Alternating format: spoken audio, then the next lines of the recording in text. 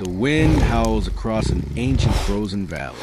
Snow drifts, heavy and relentless, blanket the ground where once grasslands thrived. The world we are stepping into is not the one we know today. It is a world of ice and silence, where survival is not guaranteed, and every moment is a battle against nature itself. This is the Ice Age, a time when the earth was gripped in a bitter chill that tested the limits of every living creature, including our most distant ancestors. For cavemen, winter was more than a season. It was an adversary, a constant, unyielding force that decided who lived and who perished. When the sun sank early and shadows stretched long across icy plains, the cold did not simply creep into their shelters. It consumed their bodies, numbing fingers, stiffening muscles, and threatening the fragile spark of human life. In this frozen world, there was no room for weakness. The difference between life and death often came down to a single ember of fire, a scrap of fur, or the strength of a small group huddled together against the dark. Imagine a clan of 10 to 15 individuals, men, women, and children, making their way through a snowstorm. Their footprints vanish quickly as the blizzard swallows the earth behind them. The children cling to their mothers, wrapped in stitched hides that barely keep the icy winds away. The hunters lead the way, spears strapped to their backs, eyes squinting against flurries of snow. They search not only for shelter but for signs of prey, knowing that one successful hunt might mean survival for weeks, while failure could bring hunger that gnaws deep in the cold itself. Winter was merciless. Lakes and rivers froze over, cutting off access to water unless it was hacked through with stone tools. Forests stood silent, their branches heavy with ice, while most plants lay hidden or dead beneath the snow. In such a barren season, humans were among the most vulnerable creatures. Unlike wolves with their thick coats, or mammoths whose bulk trapped heat, our ancestors had only what they could invent, build, or share. And yet, this is where the story of human resilience truly begins. For though winter was an enemy, it also forced innovation. Fire became a shield, clothing became armor, and the bonds of family became stronger than ever before. The struggle for warmth and safety transformed cavemen from mere survivors of the wild into architects of culture, knowledge, and cooperation. Without the trials of endless winters, humanity might never have discovered its greatest strength, the ability to adapt. In this documentary, we will journey back tens of thousands of years, stepping inside the caves and shelters where our ancestors clung to life. We will watch as they coax sparks from stone, as they cook with nothing but hot rocks and melting snow, and as they tell stories around the flickering firelight that push back the fear of the night. We will walk beside them on hunts across frozen plains, feel the exhaustion of dragging massive prey back to camp, and witness the rituals they perform to make sense of the cold darkness that seemed eternal. But let us return for a moment to a single night deep in prehistory. The clan has found shelter in a shallow cave overlooking a frozen valley. Inside, the fire burns low, sending shadows dancing across the walls. The smell of smoke clings to every surface, mixing with the faint aroma of dried meat slowly roasting on embers. Children lie curled against their mothers, drifting in uneasy sleep, while the hunters sharpen their spears in silence. Outside, wolves prowl, their eyes glinting in the moonlight. The fire keeps them at bay, for now. As the wind whistles through cracks in the stone, the reality of the Ice Age presses in. Survival depends on preparation, skill, and luck. If the fire dies, the cold will take them. If the food runs out, hunger will take them. If predators break through, blood will be spilled before dawn. This was life for cavemen in winter, a fragile balance between warmth and frost, safety and danger, life and extinction. And yet, even in this unforgiving world, humanity endured, not just through brute strength, but through cooperation, ingenuity, and determination. The coldest nights forged the strongest bonds, and the harshest winters produced the cleverest solutions.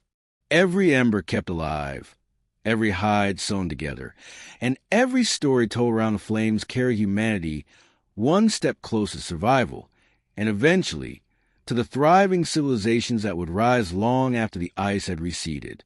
As we begin this journey, remember that winter for cavemen was not a passing inconvenience. It was a defining trial of their existence. And in their struggle to outlast the ice, they left behind not only bones and tools, but a legacy of endurance that still runs in our blood today.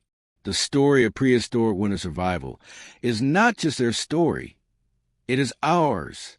The Ice Age was not a single frozen moment in time, but a series of long, shifting cycles that reshaped the Earth over tens of thousands of years. During these periods, vast glaciers stretched across continents, swallowing valleys and grinding mountains into stone dust. Entire ecosystems vanished under walls of ice, while others adapted to the extreme chill. For humans, these environments were not merely backgrounds.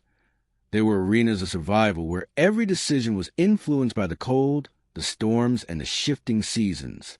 To understand how cavemen endured winters, we must first understand the climate that shaped them. At the peak of the last ice age, much of the northern hemisphere was locked under sheets of ice up to 3 kilometers thick. Imagine a frozen desert, stretching as far as the eye could see. Rivers slowed and hardened into glaciers, while the seas themselves shrank as water became trapped in ice, exposing new coastlines. The world was colder, drier, and harsher than anything we experience today. Summers were brief respites, but even then, temperatures rarely offered comfort. For humans, winter was not simply a season lasting a few months. In many regions, it was nearly constant, with only fleeting warmth before the cycle of cold returned. These conditions forced our ancestors to adapt not just physically, but mentally. Food sources fluctuated dramatically with the climate. Herds of mammoth, bison, and reindeer moved across landscapes in search of grazing land, while predators like cave lions and dire wolves followed close behind. The rhythm of survival was dictated by migration: follow the herds or starve. For cavemen, winter meant uncertainty. A sudden storm could bury the land in snow, sealing off travel routes and forcing groups to make life-or-death decisions. Do they stay and risk hunger, or move through the blizzard in search of food and shelter? The contrasts of this climate were brutal. In summer, rivers flowed, fish darted beneath the water, and wild plants offered precious calories. Clans feasted, stored food, and built shelters. Yet winter reversed this abundance with merciless efficiency. Water froze. Plants disappeared. The very animals they relied on for meat grew harder to track, as herds spread thin across frozen tundra. What once was a world of opportunity became a landscape of scarcity. The line between feast and famine could be drawn in a single snowfall. But the Ice Age was not uniform everywhere. Different regions presented different challenges. In what is now Europe, vast forests alternated with icy plains, offering shelter but also concealing predators. In Siberia, open tundra stretched endlessly, where strong winds carried snow for miles and left little protection. Meanwhile, groups in Africa and southern Asia faced milder conditions, though droughts and shifting climates still tested them. For cavemen living near the glaciers, survival was an art of endurance. For those further away, it was a game of adaptation. Moving constantly, learning new techniques, and using whatever resources the land could provide. To grasp the magnitude of the challenge, picture a single clan as the seasons change.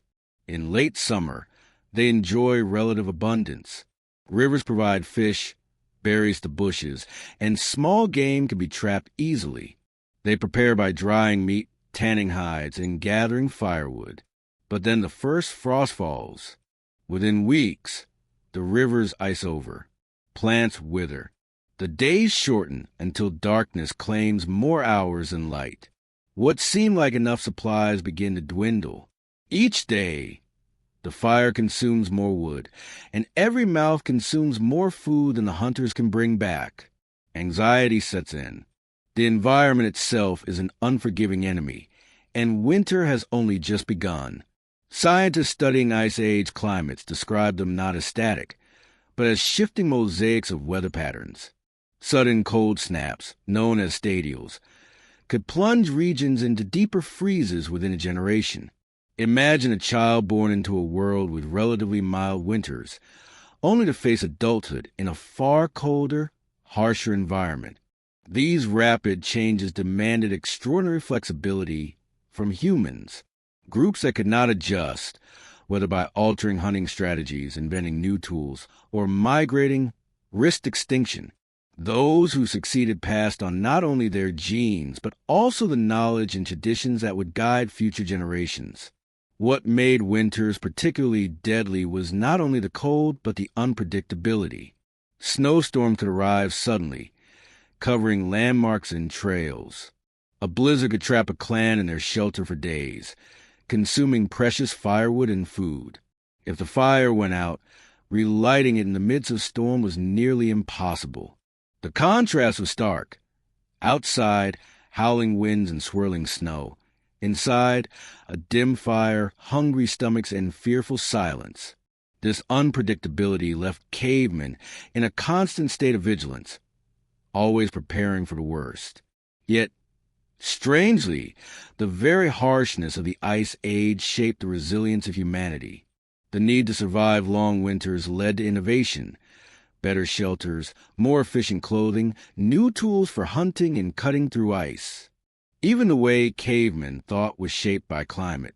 They learned to anticipate change, to plan ahead, to cooperate more closely with one another. Winter was not only a physical trial but a teacher, one that instilled lessons of patience, foresight, and unity. Consider fire, for example. In warmer climates, fire was useful but not always essential. In Ice Age winters, it was everything. Fire provided heat, light, protection, and the ability to cook food that otherwise would have been inedible. This dependence on fire created rituals and practices around its preservation. Sparks were treasured, embers carried, flames guarded as though they were living beings. In many ways, fire was the first form of technology that humans treated as sacred, and this reverence was born out of the climate's brutality. The Ice Age was a crucible that tested humanity's very existence. It demanded not only strength but adaptability. While some species of animals fell into extinction during these periods, humans endured and eventually thrived, precisely because of their ability to adjust to changing climates.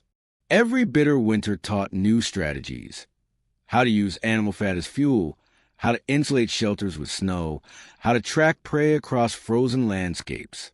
Over time, these lessons accumulated into traditions, skills, and cultural practices that became the foundation of human survival. In the end, the climate of the Ice Age was not merely a backdrop for caveman life. It was a stage, the challenge, and the antagonist in their story. Every blizzard, every frost, every endless night shaped who they were, and who we would eventually become. The cold was both destroyer and creator. It destroyed the unprepared, but it created the conditions that forced innovation and cooperation. As we move deeper into this journey, we will see how this climate shaped not just tools and shelters, but entire ways of life. From fire to food, from clothing to culture, the Ice Age climate left its mark on every detail of human existence. And in the face of such overwhelming cold, cavemen proved that survival was not about domination over nature, but about adaptation within it. The glow of firelight flickers against the cave wall, illuminating faces etched with fatigue, but also with hope. For the people of the Ice Age, fire was not simply warmth. It was survival distilled into flame. Without it, the cold night could claim them in hours. With it, a clan could cook, rest, and dream of another dawn. Among all the tools and discoveries of early humans, fire stood apart. It was both gift and weapon, fragile ember and roaring blaze, a force of nature tamed just enough to keep death at bay. But fire was never guaranteed. It had to be found, nurtured, and fiercely protected. For cavemen, fire was life, but it was also fragile life. A sudden gust of wind, a storm that soaked wood, or a simple mistake could extinguish the only source of warmth. Imagine the terror of watching the last spark fade in the middle of a snowstorm, knowing that without flame, there was little chance of surviving the night. This is why fire was treated with reverence, almost as though it were alive, a spirit to be fed, cared for, and never angered. Archaeologists believe that some of the earliest methods of fire-making involved striking flint against iron-rich stones, sending sparks into dry tinder. Others may have used the friction of wood on wood, though in cold, damp climates this was far more difficult. Often, the most reliable way to keep fire alive was not to make it at all, but to carry it. Clans preserved embers in hollow bones or wrapped them in dry moss, transporting them carefully as they migrated. In this way, fire was less something they created than something they shepherded, passing it from one generation to the next like an eternal flame.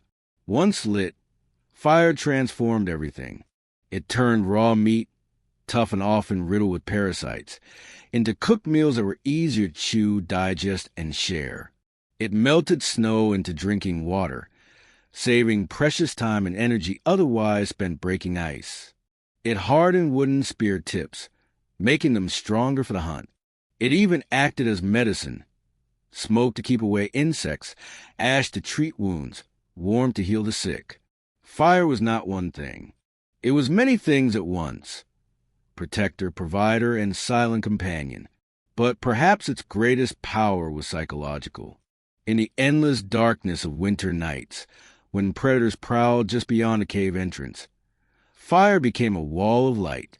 Wolves, lions, and hyenas circled at a distance, deterred by the dancing flames.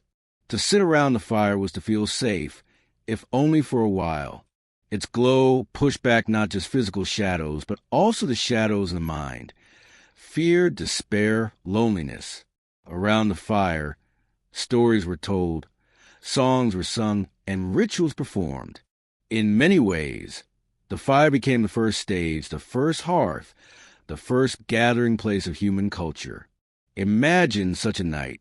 Outside, the wind screams across the tundra, whipping snow into blinding curtains. Inside the cave, the fire crackles.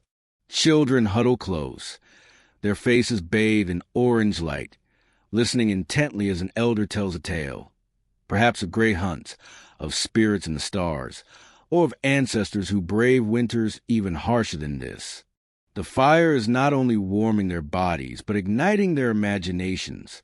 For many anthropologists, this is the true revolution of fire. It gave humans not just calories and comfort, but the space to dream, to plan, to become storytellers. Yet fire demanded constant work.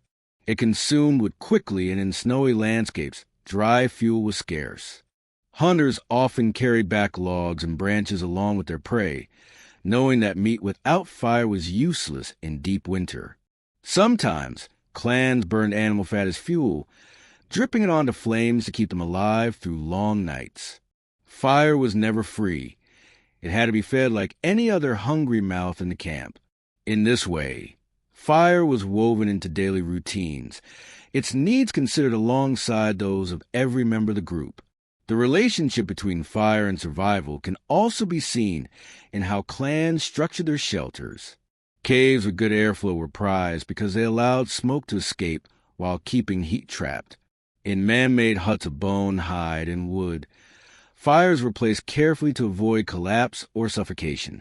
Archaeological evidence shows blackened cave ceilings and charred bones, silent witnesses to thousands of fires that once roared against the cold.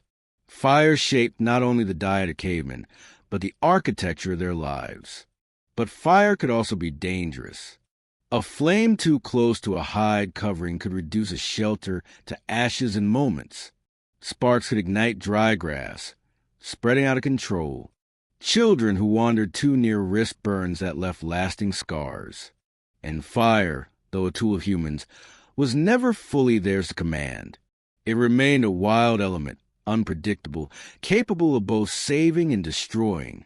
This dual nature gave fire an aura of sacredness. It was respected, feared, and perhaps even worshipped. Indeed, many scholars believe that fire rituals played an essential role in Ice Age culture. Flames may have been used in ceremonies to honor ancestors, to call on spirits for protection, or to mark the changing of seasons.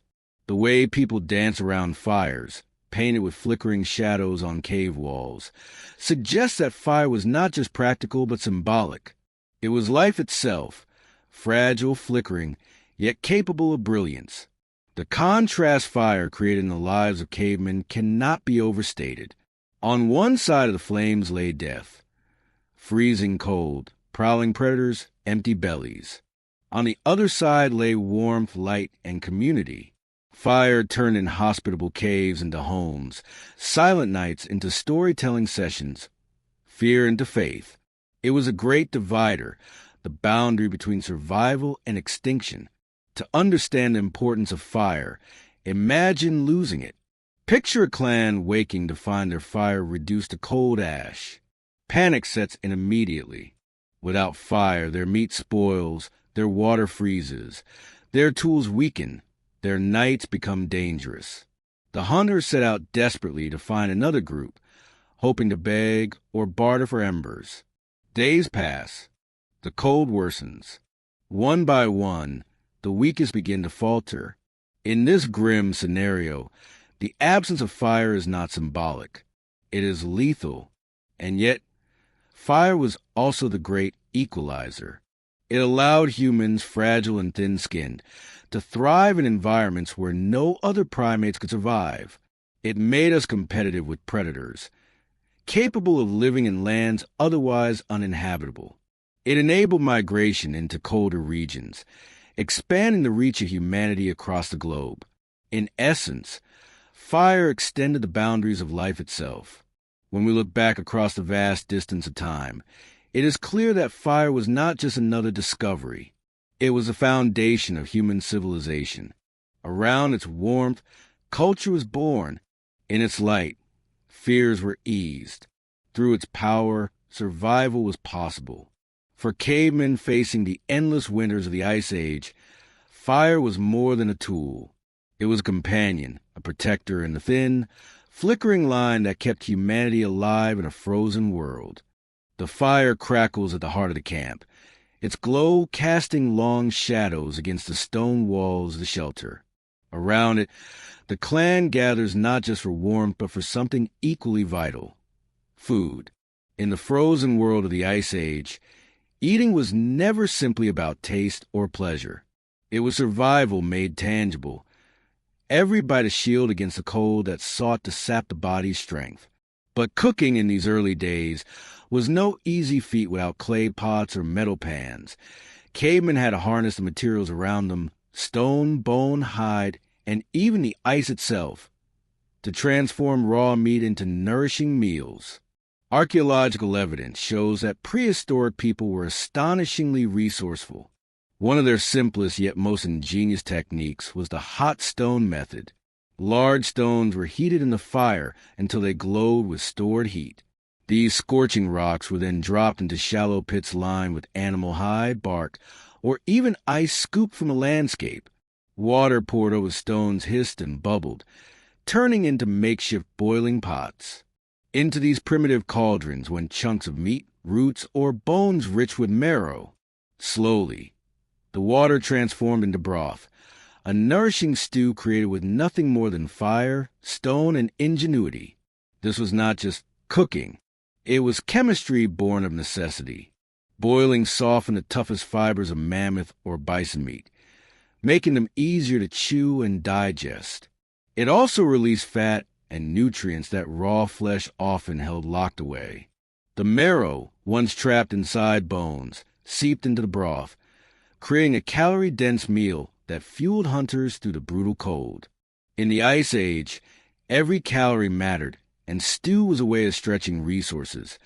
One carcass could feed the group longer if nothing went to waste. Winter forced creativity with ingredients. In warmer months, berries, nuts, and herbs could flavor meals. But in the dead of winter, Options were far fewer. Meat dominated the diet, sometimes eaten fresh after a kill, other times frozen solid and thawed beside the fire. Snow itself could serve as cooking water, melted slowly and boiled clean with stones. Fat was prized, not discarded, rendered into oily broth. It provided warmth from within, insulating the body against freezing winds. One can imagine the scene: a group of hunters returning with a hard-won prize, perhaps the leg of a reindeer or a portion of a bison brought down by the clan spears. The women and elders prepare the fire, heating stones until they crackle. A hide-lined pit is filled with water from melted snow. The meat is chopped with flint blades, bones cracked open to release marrow, scraps tossed in with sinew and fat. Soon, steam rises, carried with a rich scent that cuts through the smoky air of the cave. Children huddle close, their eyes wide, stomachs growling, waiting for the moment when the stew is ready. For them, this is not a feast. It is life itself, shared from the same pot. Cooking was more than nutrition. It was also ritual. Around the fire, meals became communal experiences that reinforced bonds within the clan. To eat from the same stew was to share survival, to acknowledge that every member depended on the others. Hunters brought the meat, gatherers fetched wood and water, firekeepers guarded the flame, and cooks transformed raw materials into nourishment. In this way, food was a reminder that survival was never individual. It was collective, but the process carried risks. Stones heated too quickly could explode when plunged into water, sending shards flying. If water supplies ran low, boiling might not be possible, forcing groups to eat frozen or half-cooked meat. Illness could follow if parasites survived, especially in desperate times when hunger drove people to eat whatever they could. Yet the rewards outweighed the dangers. Cooking gave humans an evolutionary edge. Not only provided more calories, but also more time. Less energy spent chewing tough raw flesh. More time for tool-making, planning, and storytelling. Interestingly, the very act of cooking in winter carried a kind of symbolism. Fire melted snow, transforming ice, the element of death and cold, into water, the element of life. That water, combined with meat and marrow, became stew, the very essence of survival. In this way, cavemen turned the hostile elements of winter into allies. Stone and ice, once barriers to life, became tools in the hands of resourceful humans.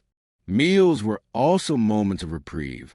After long hunts in the blizzard, after hours spent collecting frozen wood, the scent of stew was a promise of comfort. Imagine the relief of sipping hot broth when the body shook from cold, when fingers were numb, when lips cracked from frost. That warmth spread not just through the body but through the mind, rekindling hope, giving strength for the next day. Food was energy, but it was also morale, and morale could mean the difference between endurance and collapse. Cooking also left behind traces that still speak to us today. Archaeologists uncover blackened hearts filled with cracked stones, bones with cut marks, and pits where water once boiled with meat. These remnants tell us not only what our ancestors ate, but how they lived, how they organized their camps, and how they gathered around firelight. Each charred stone, each scorched bone, is a silent witness to the ingenuity that allowed humanity to outlast the Ice Age. In the end, cooking in winter was more than a practical act. It was symbolic of the human struggle itself, the transformation of hostile elements into life-giving sustenance. Fire, stone, and ice became the tools of survival, wielded not through brute strength but through creativity. And from these meals, shared in flickering firelight, humanity drew not only the energy to hunt again, but the resilience to face the coldest nights of prehistory. The wind howls across the frozen tundra, carrying with it sharp needles of ice that sting the skin and blind the eyes. In the Ice Age winter, the open plains were no place for humans after dark. Without protection, a single night in the freezing wilderness could be fatal. Shelter was not a luxury. It was survival itself. To endure, prehistoric humans had to find or create sanctuaries that shielded them from relentless storms, biting winds, and predators lurking in the dark. These shelters, whether natural caves or carefully constructed huts, became more than walls against the cold. They were the beating heart of survival, where fire burned, families huddled, and the future of humanity was preserved. The most reliable refuge was the cave. Naturally formed over millennia, caves offered ready-made protection that required little building effort. Their stone walls kept out wind, their overhangs sheltered against snow, and their darkness concealed the clan from prowling beasts. Inside, the flicker of firelight danced across rough rock walls, casting shadows that blurred the line between safety and danger. Yet caves were not always welcoming. They were often damp, their floors uneven, their interiors cold and echoing. Some were already occupied by bears, lions, or hyenas that made fierce rivals for territory. Choosing a cave was a decision of life and death. The clan needed security, but they risked battle to claim it. Not every group lived near caves.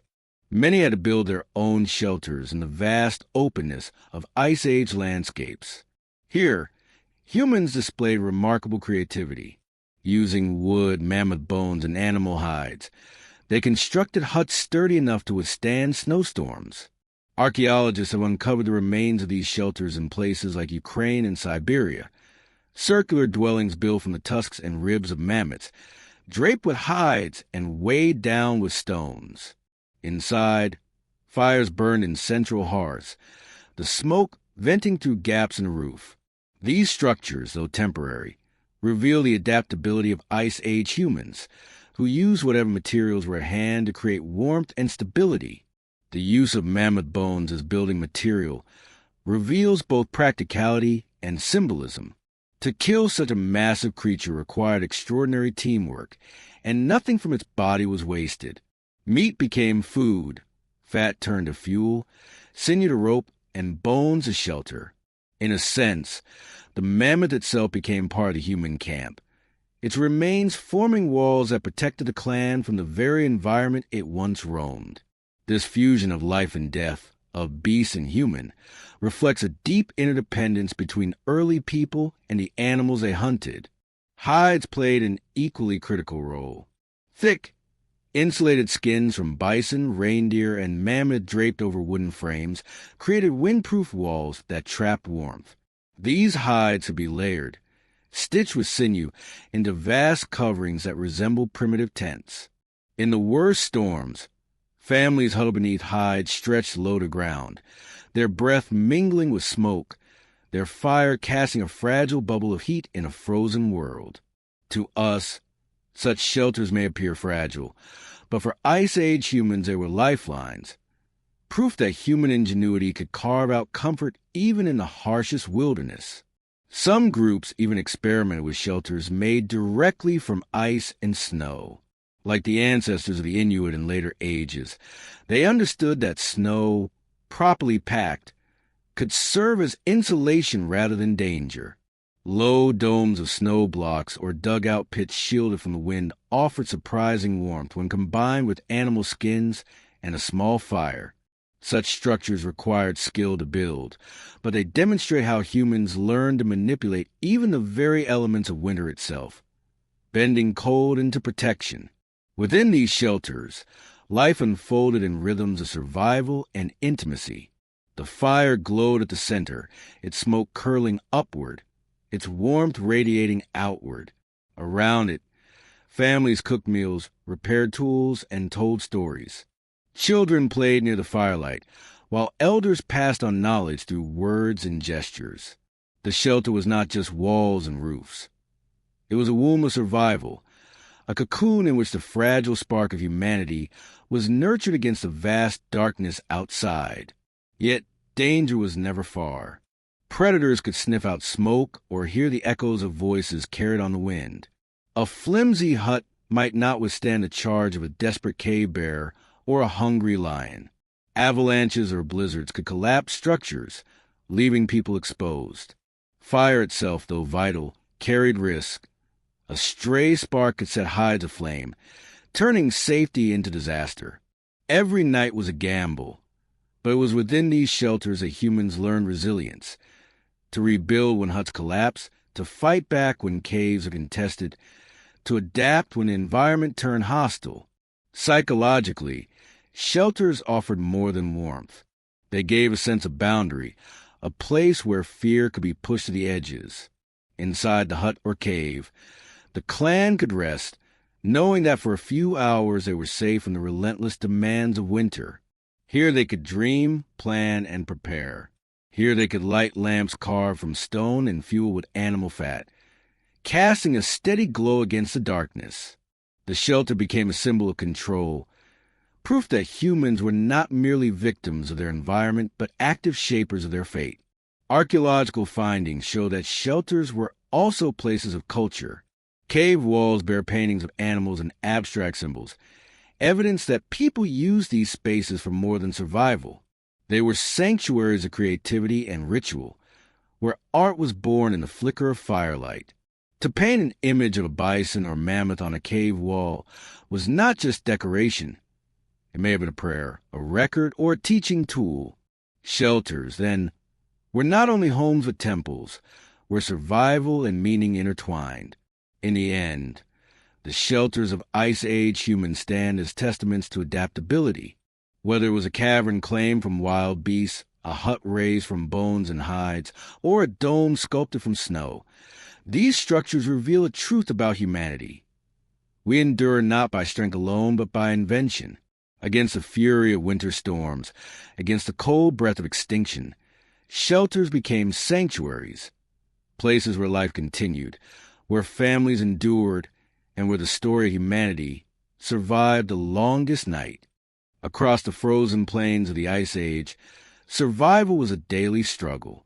Food was never guaranteed, and hunger was an ever-present shadow that haunted every campfire.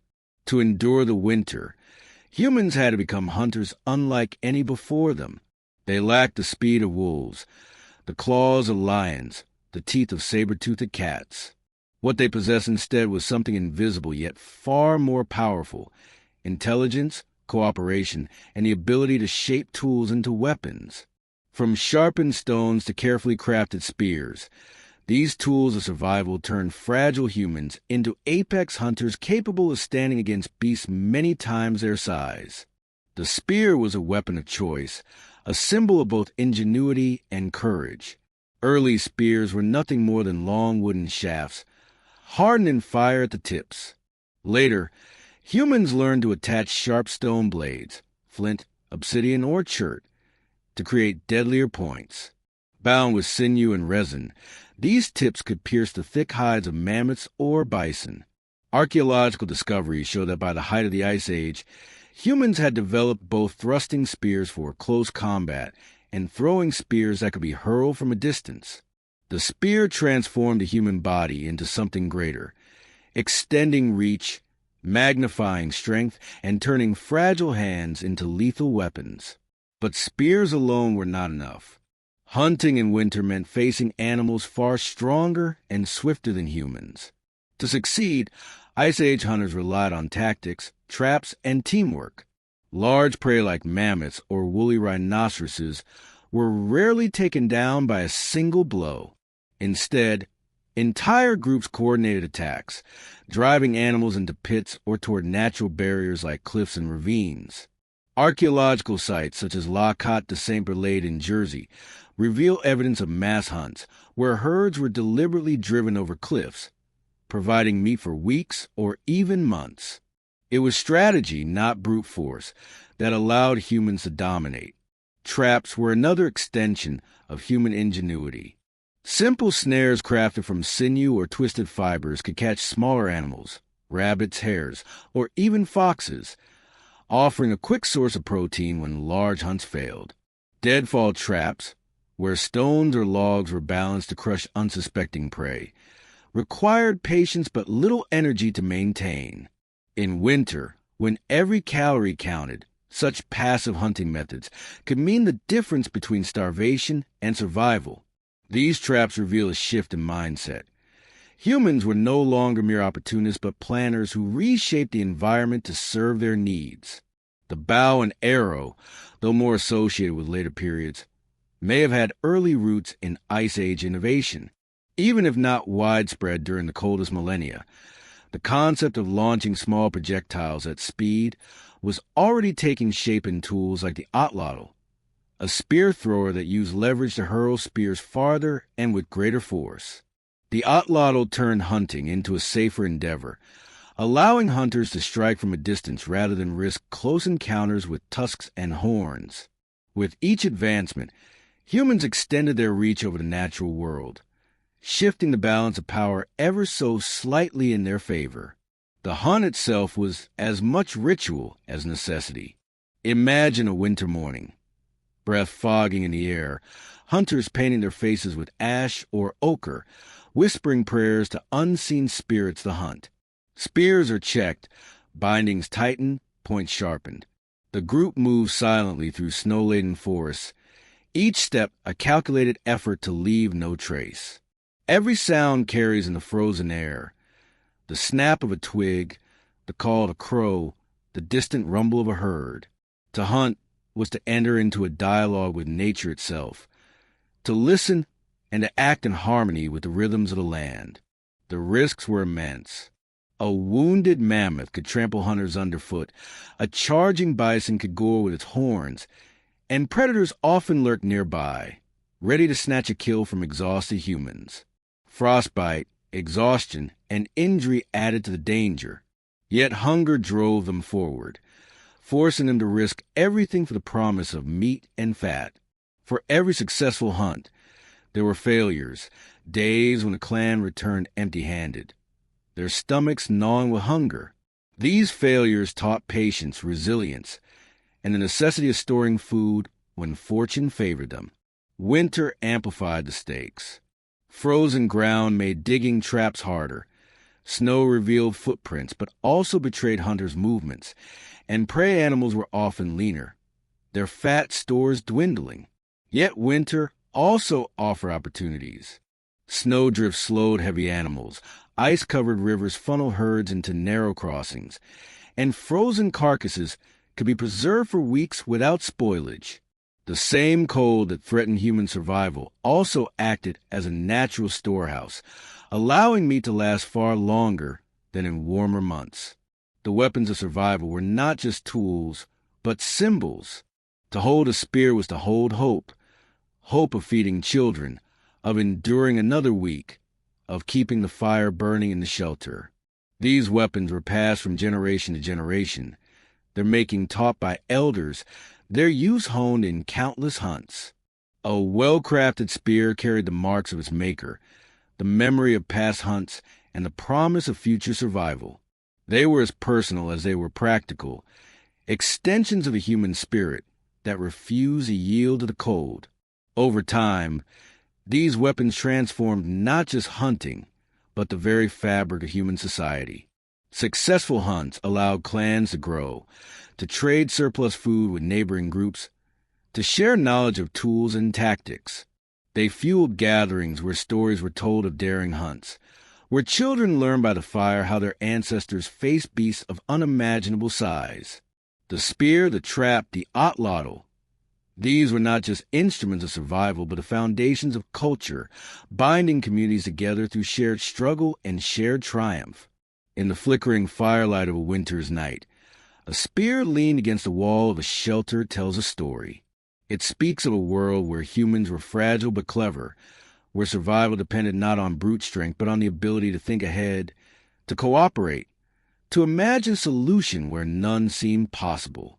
It reminds us that every meal won in the Ice Age was a victory written with sharp stone and steady hand. Against the cold, against hunger, against extinction itself, the weapons of survival gave humanity the edge it needed to endure. In the heart of the Ice Age winter, when snow buried the land and the wind howled like a living beast, there was one element that stood between humanity and extinction: fire. Without it, the nights were unbearable. Food was harder to digest. Predators came closer, and the cold gnawed through flesh and bone, until life itself slipped away. With it, the world transformed. Fire was warmth, light, safety, and hope, a thin, glowing line that separated humans from the relentless darkness. The mastery of fire was not an invention of the Ice Age, but during these brutal winters, its importance grew beyond measure. Archaeological sites reveal blackened hearths, circles of stone, and layers of ash, silent testimonies of the flames that once roared in caves and shelters.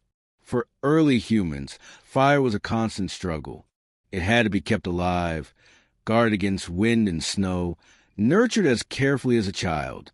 A clan that lost its fire in the dead of winter faced disaster.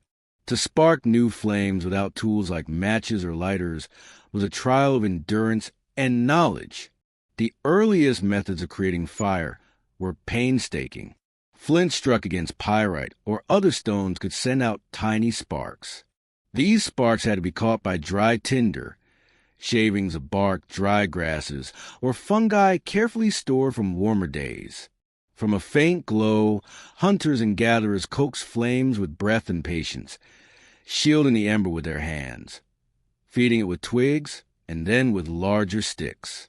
In winter, when dampness clung to every surface and snow buried much of the land, finding dry tinder was as challenging as hunting game. Some groups carried glowing embers wrapped in bark or kept coals buried in ash, moving the fire with them as they traveled.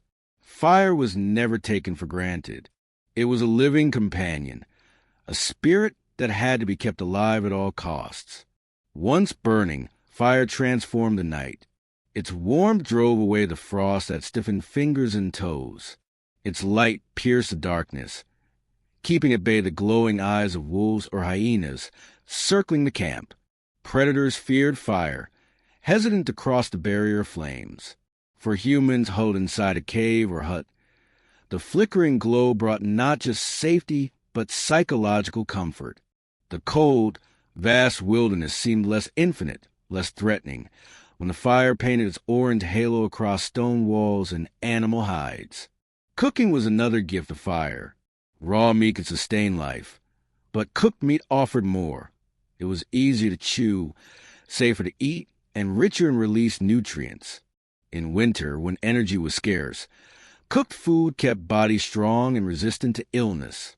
Fire also melted snow, turning the frozen death of ice into drinkable water. In every way, fire was an alchemist, transforming the dangerous elements of winter into resources of survival. Yet fire was not only practical. It became symbolic, woven into the very fabric of early human culture. Around the flames, stories were told. Shadows danced across cave walls, becoming animals, spirits, and ancestors in the imagination of the listeners. Fire became the first theater, the first classroom, the first altar. It was here in the firelight that children learned the tales of their people, the skills of the hunt, and the mysteries of life and death.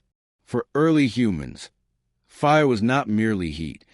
It was knowledge passed from generation to generation. But with fire came danger. A careless spark could set hides aflame, collapsing a shelter in moments. Smoke inhalation was a constant risk in enclosed caves, and maintaining the delicate balance of warmth without suffocation required skill.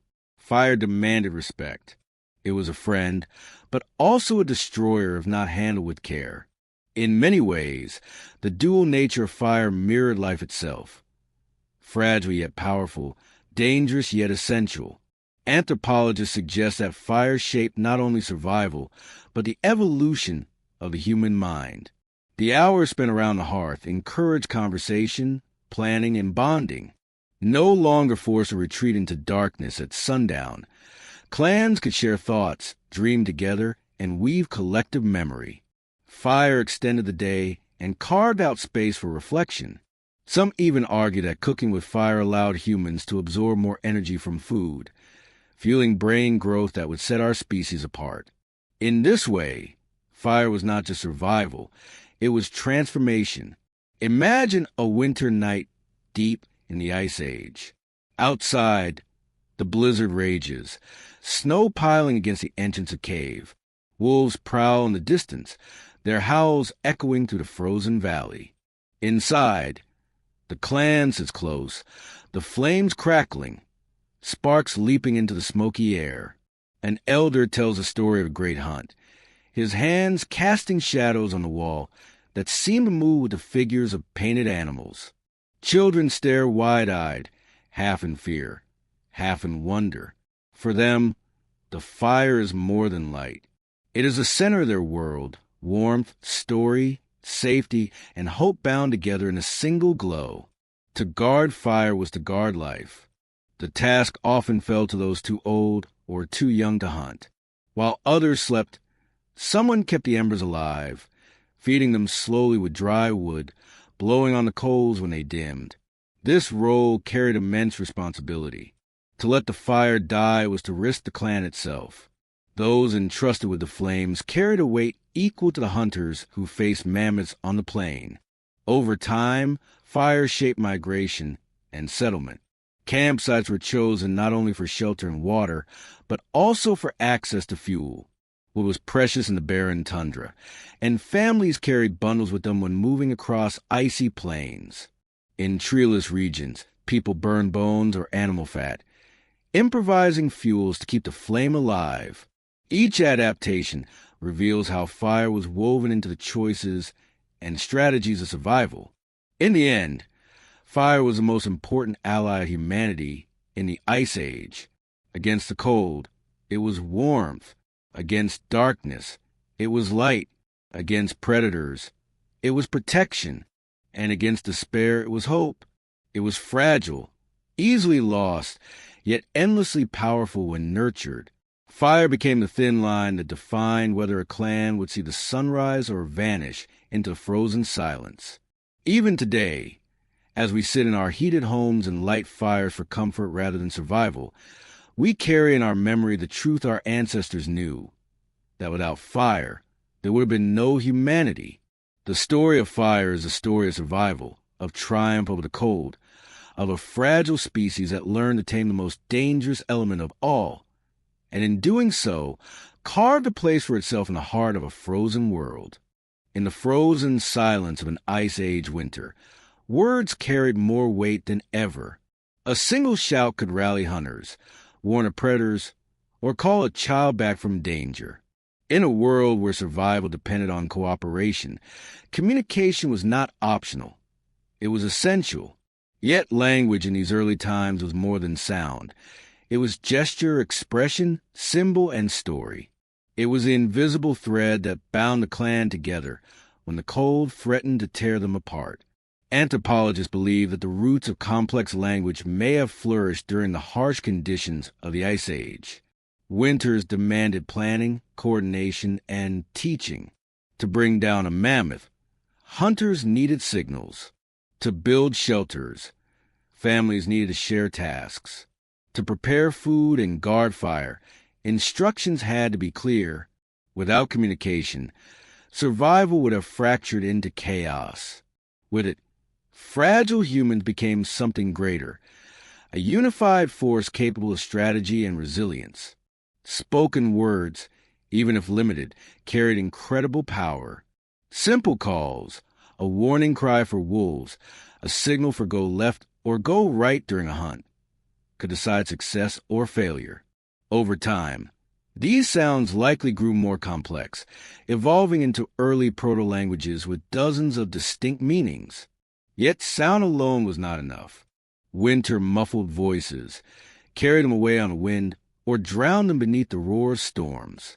So, gestures played a vital role. A raised hand, a pointed spear, or a flick of the wrist conveyed urgency without noise. In the blinding white of a snowstorm, hunters relied on sight as much as hearing, their movements choreographed like dancers in a deadly theater of survival. Symbols also began to take form. Inside the shelter of caves, humans left marks that spoke when voices could not. Painted animals' handprints and abstract signs may have recorded hunts, taught lessons, or invoked spiritual powers. To us, they are mysteries on stone walls. To them, they were language beyond words. Imagine a child tracing a painted bison by firelight, listening as an elder explained the hunt, the dangers, the spirits that guarded the land. These images were silent teachers, carrying knowledge through winters, across generations, long after spoken words had faded. Communication was not only about survival in the hunt, it was also about survival of the spirit. The long nights of winter were heavy with silence, broken only by the crackle of fire or the distant cry of wolves. In these hours, humans turned to stories. Around the hearth, voices wove tapestries of memory and imagination. Elders recalled hunts of the past, great animals faced, victories won, and dangers endured. Myths were born here, tales of spirits that ruled the wind, beasts that carried wisdom, and ancestors who watched from beyond the firelight. These stories were more than entertainment. They were tools for teaching, for preserving identity, and for making sense of a cold world filled with uncertainty. For children, stories were a guide. They learned which animals were dangerous, which plants could heal, and which paths led to safety. For adults, stories reinforced bonds, reminding them of their shared struggle and shared purpose. For the clan as a whole, stories became a way to confront fear, to name the storm as a spirit. To imagine the hunt as a sacred struggle was to tame the chaos of existence into something meaningful. Language gave shape to the unseen, turning fear into narrative, despair into hope. Communication extended beyond words and stories into songs and chants. Archaeologists speculate that rhythmic sounds, clapping, drumming with sticks, chanting, may have been used to coordinate group efforts, whether in the hunt or in ritual. In the echo of caves, these sounds created a sense of unity, amplifying the strength of individuals into something collective. A hunt begun with a chant, or a fire ritual marked with song, was not merely practical but spiritual. Rhythm bonded the group, making them feel as though they moved as one body, one voice, one will. Signals were also critical in the open wilderness. Smoke rising from a fire could serve as a beacon for hunters returning to camp, a mark of territory, or a warning of danger. Torchlight could guide travelers through snowstorms or signal others across dark valleys. The very act of shaping light and smoke into communication shows the growing intelligence of Ice Age humans. They were learning not only to master tools, but to master symbols, creating meaning from the natural world. The dangers of miscommunication were real. A mistimed signal could spook prey or alert predators. A misunderstood story could lead a child to eat poisonous plants. Precision mattered, and so did trust. This is why communication was tied so closely to leadership. Elders, hunters, and storytellers all wielded language as power. Those who could rally others with words, or calm fear with stories, or teach survival with gestures became invaluable. In many ways, communication was the first tool more powerful than any spear. It could unify or divide, save or doom. Winter made this all the more crucial. As hunger grew and tempers flared, words soothed quarrels. As storms raged, songs drowned despair. As death loomed, stories promised continuity, that even if one life ended, the clan endured through memory. This is the deeper magic of language. It stretched survival beyond the physical into the realm of meaning. To speak, to signal, to tell stories, was to assert that humanity was more than bodies struggling in the snow. It was to declare that humans carried something eternal, something no winter could freeze. Picture a night in a cave during the Ice Age.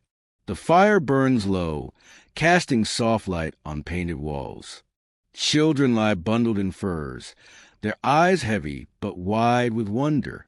An elder speaks slowly, weaving a tale of the great beast hunted by ancestors, a tale of bravery and unity. Hands rise and fall, painting the air with gestures. The story grows into a chant, voices joining in rhythm. Outside, the storm rages, but inside, the clan is bound together, not just by blood, not just by fire, but by words, signals, and stories. This was the true shelter against the cold, the language of survival. The Ice Age was not just a test for humankind. It was a theater where animals, both mighty and small, played roles that shaped survival. To our ancestors, animals were not simply creatures wandering the tundra. They were adversaries, companions, symbols of power, and sometimes teachers. Every encounter was a negotiation between life and death, between predator and prey, between survival and extinction. The landscape of the frozen world was dominated by titans.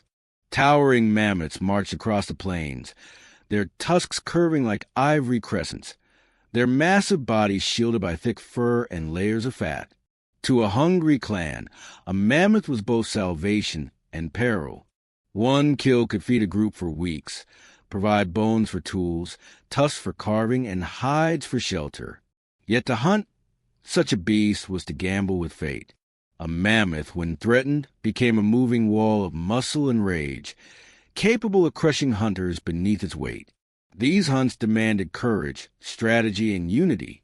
For our ancestors, the mammoth was more than meat. It was a challenge, a symbol of human ingenuity pitted against raw power. Alongside mammoths roamed the woolly rhinoceroses, armored in thick skin and equipped with horns capable of goring through predators or careless hunters. These solitary creatures were unpredictable, fierce defenders of their territory. A single misstep could provoke a charge, and in the icy wilderness, such encounters were often fatal. To approach them required respect, patience, and skill. In the stories told by firelight, the woolly rhino may have appeared as a creature of both awe and fear, a reminder of nature's untamed will. Then there were the predators, the saber-toothed cats, with their dagger-like fangs, stalked silently through the snow. Unlike today's big cats, they were built for ambush, leaping from concealment with devastating force. For humans, they were the nightmare of the dark, shadows with teeth that gleamed in the firelight. Even more terrifying was the short-faced bear, a predator larger and faster than almost anything else in its environment. Towering above a man, it was a reminder that humans were not the top of the food chain. Encounters with such predators shaped the caution, the teamwork, and the watchfulness that became central to survival. Yet not all animals were foes. Reindeer and wild horses were lifelines. Their migrations provided opportunities for sustenance, and their patterns became etched into human memory. To follow the herds was to follow the rhythm of life. Each migration was both a promise and a test. Food was near, but so were the dangers of the chase. Humans studied these animals, learning their habits, predicting their movements, and using this knowledge to tip the balance of survival in their favor. The smaller creatures, too, mattered. Rabbits, hares, and birds became crucial when larger hunts failed. Traps and snares, simple yet ingenious, turned the forest and tundra into silent hunting grounds. These animals provided not only food, but also skins for clothing, feathers for insulation, and bones for tools. Their availability often meant the difference between enduring hunger and succumbing to it. Dogs may have been humanity's first allies in the frozen world. Though the process of domestication is debated, evidence suggests that wolves drawn to human camps gradually became companions.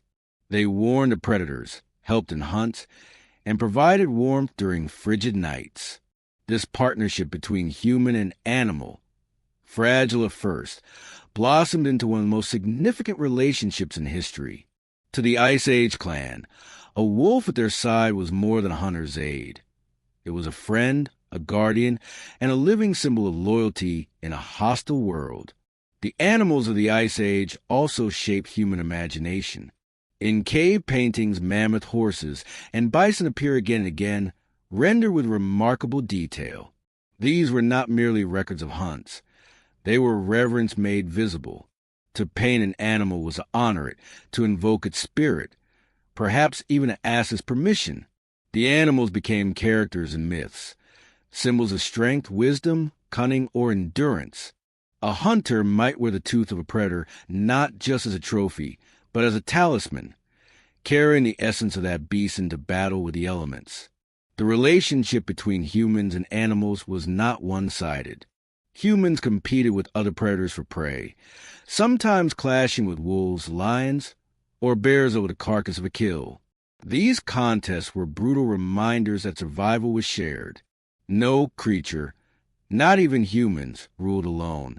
Every hunt was part of a larger struggle in which the frozen world was judge, jury, and executioner. The frozen plains were also places of cooperation, not between species, but within them. Reindeer herds moved as one, protecting their young in numbers. Horses galloped in groups, their strength multiplied by unity. Watching them, humans may have learned the value of cooperation themselves. Just as the herd survived by moving together, so too did the clan endure by acting as one. The lessons of animals were not only practical but philosophical, teaching humanity to see itself as part of nature's grand design. Even the smallest details of these creatures mattered. The thickness of fur, the direction of migration, the behavior of birds before storms, all became signals read by humans. Animals were living guides to the landscape, warning of change, pointing toward opportunity. To observe them was to decode the frozen world's secrets, and in this way, humans became not only hunters but students of nature. Yet the Ice Age was also a graveyard of giants. Many of the animals that shaped human survival vanished as the climate shifted and hunting pressure increased. Mammoths, woolly rhinos, saber-toothed cats, all faded into extinction. For the clans who once depended on them, their absence was a loss not only of food and materials, but of myth and meaning. The stories lived on, but the animals themselves became memories, ghosts of a world that once was. For our ancestors, animals were everything. They were danger and hope, terror and salvation. To face them was to face the raw essence of the Ice Age. To live alongside them was to learn humility in the presence of power. And to hunt, to paint, to tell stories of them was to recognize that survival was not a solitary act, but a dialogue between human and beast, between predator and prey, between the living and the land. Imagine, for a moment, a scene at the edge of a frozen plain. The wind howls, snow sweeps across the horizon. A herd of mammoths moves slowly, each step heavy, deliberate, monumental. In the shadows, a clan of hunters prepares, their spears ready, their nerves sharp. Between them and survival stand the might of nature itself, embodied in these colossal beasts. In this frozen theater, every breath, every step, every heartbeat is bound to the animals of the Ice Age. They were the rivals, the teachers, the allies, and the sacred beings that defined existence. Without them, the story of humanity in the frozen world would never have been written. Fire was more than a discovery. It was a revolution. For our Ice Age ancestors, fire was not just warmth against the bitter cold. It was life distilled into flame. To sit by a fire in the heart of winter was to carve out a circle of safety in a world otherwise ruled by ice, darkness, and predators. Its crackling voice spoke of survival, of community, of resilience against forces that seemed larger than human strength. The mastery of fire did not come instantly. Archaeological evidence suggests that early humans first encountered fire from natural sources, lightning strikes igniting dry grass, volcanic eruptions spilling lava into the land, or forest fires spreading through ancient woods. At first, fire was a terrifying force. Its heat, its hunger, its unpredictable leaps must have seemed like a living spirit, dangerous and uncontrollable. But curiosity overcame fear. Humans began to carry embers, to nurture sparks, to protect fire as though it were a member of the clan itself. Imagine a band of hunters trudging across the snowbound plains. Among them, one carries a smoldering bundle of bark and moss, wrapped carefully so that it does not extinguish. That glowing ember is more precious than any weapon. For without fire, there is no protection, no cooked food, no light against the abyss of night. Fire was not created. It was preserved, guarded like treasure, passed from camp to camp, from generation to generation. In time, humans learned to make fire. The process was painstaking, striking stones like flint to produce sparks, or using a bow drill to grind wood until friction coaxed smoke into flame. Each success was a triumph, each failure a lesson. To conjure fire from nothing was an act that must have seemed divine. In myth and memory, fire became a gift from the gods, stolen from the heavens or coaxed from the spirit of the earth. Once secured, fire reshaped daily life. The Ice Age night was long and merciless, stretching hours into what felt like eternity. Without fire, the dark was filled with unseen threats.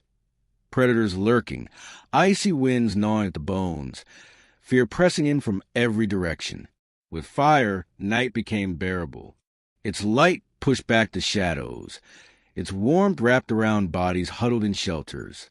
By firelight, humans shared stories, repaired tools, and nurtured bonds. Fire was the hearth around which humanity became truly social. Cooking was one of fire's greatest gifts. Raw meat was transformed, made softer, tastier, safer to eat. Roots and plants, once tough and inedible, became digestible when roasted. Stews simmered in animal stomachs or stone-lined pits, heated with glowing rocks. These meals not only nourished the body, but also expanded the range of what could be eaten. With fire, the diet of humans widened, energy intake increased, and survival improved.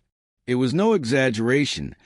Fire fed both body and brain, fueling the very evolution that made humans unique. Fire was also protection. The predators of the Ice Age, saber-toothed cats, wolves, bears, feared its flames. A ring of fire around a camp kept dangers at bay, turning vulnerable humans into formidable defenders. The hiss and crackle of fire was more than sound. It was a warning, a line drawn between life and death. Fire was the guardian of the night. Beyond the physical, fire shaped the spiritual. For our ancestors, it was not simply heat and light. It was mystery. Its flames danced, flickered, transformed into smoke and ash. To stare into fire was to see movement, change, and power beyond comprehension. It is no surprise that many early cultures revered fire as sacred. Around it, shamans may have performed rituals, invoking spirits. Its smoke may have carried prayers skyward. In myths whispered across generations, fire became both a giver and taker of life. The psychological impact of fire cannot be overstated.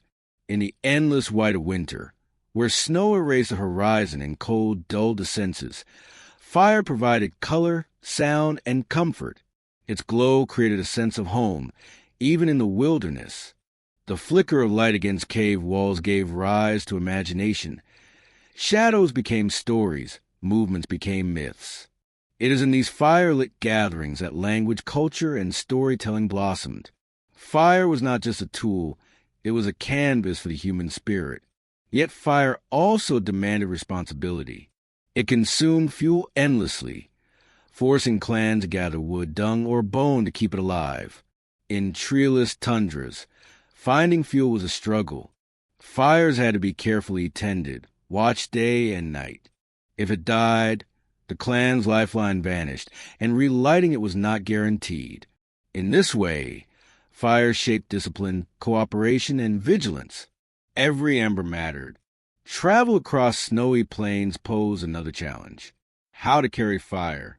Bundles of dried moss, fungi like tinder fungus, or hollow bones packed with glowing coals became portable fire carriers.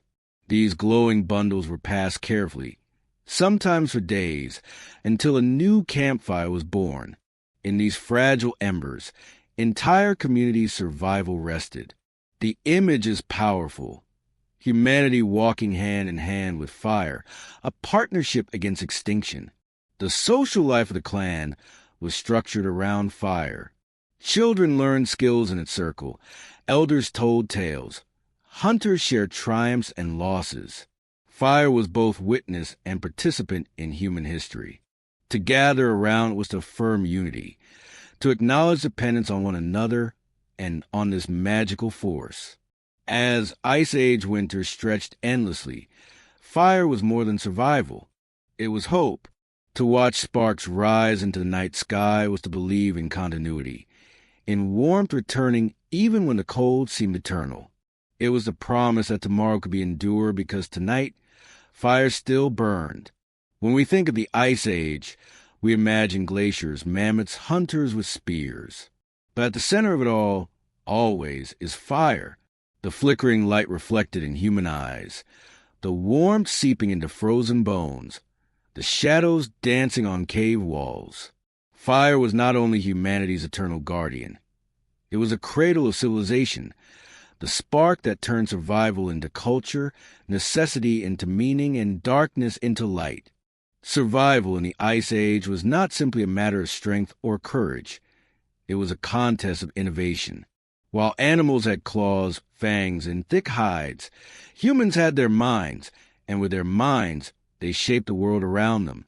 Tools became humanity's arsenal, crafted from stone, bone, and wood. Each tool was more than an object.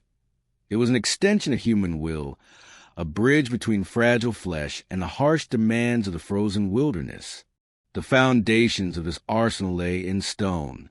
Flint, obsidian, and chert were prized for their sharpness. When struck at precise angles, these stones fractured into razor edges, sharper than the teeth of predators. A simple flake of flint could slice hide, cut meat, or shape wood. Over time, these flakes became more specialized. Scrapers for cleaning hides, blades for butchering, burins for carving, and points for spears. Archaeological finds reveal remarkable craftsmanship, evidence that even tens of thousands of years ago, humans were not merely surviving, they were engineering.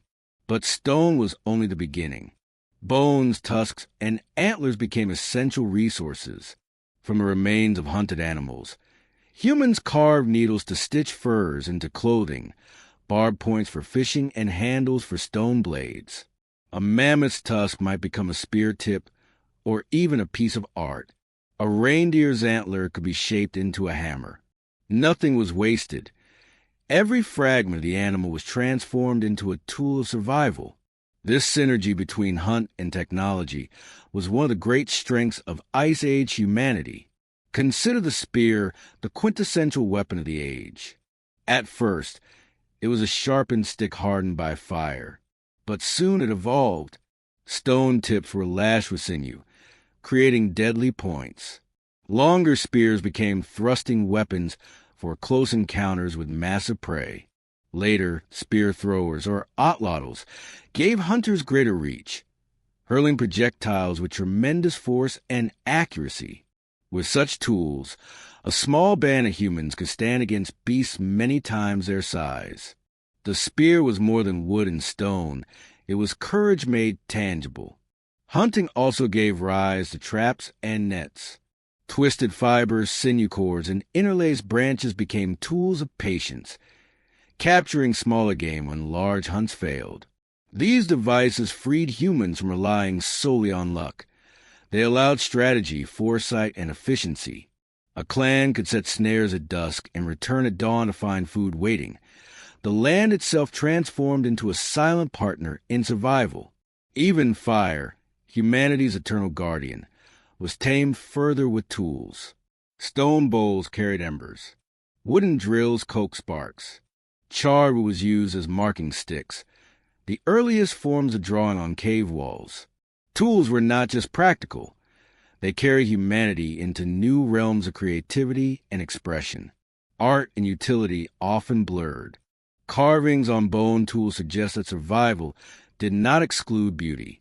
A spear point etched with lines, a scraper decorated with patterns, or a figurine carved from ivory tells us that humans sought meaning beyond necessity. Tools were not only weapons of survival, but also symbols of identity, memory, and pride.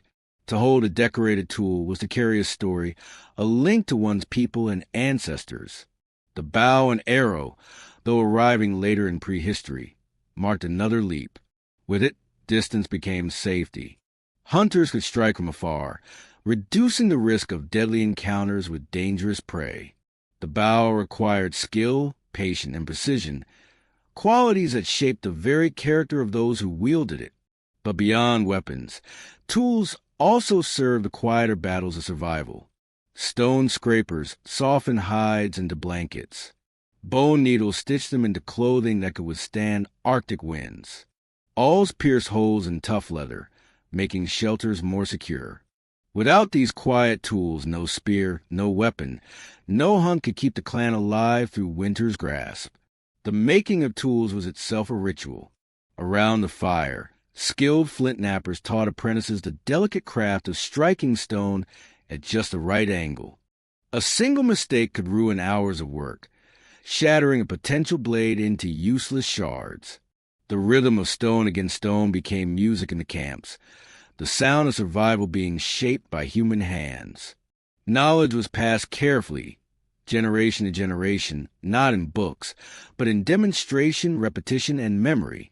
Psychologically, tools gave humans something priceless: control. In a world dominated by cold, predators, and uncertainty, tools provided a sense of power. To hold a spear was to hold hope. To carry a scraper was to carry security. These objects became talismans as much as instruments, symbols of humanity's refusal to yield to nature's cruelty. There was also cooperation in tool-making.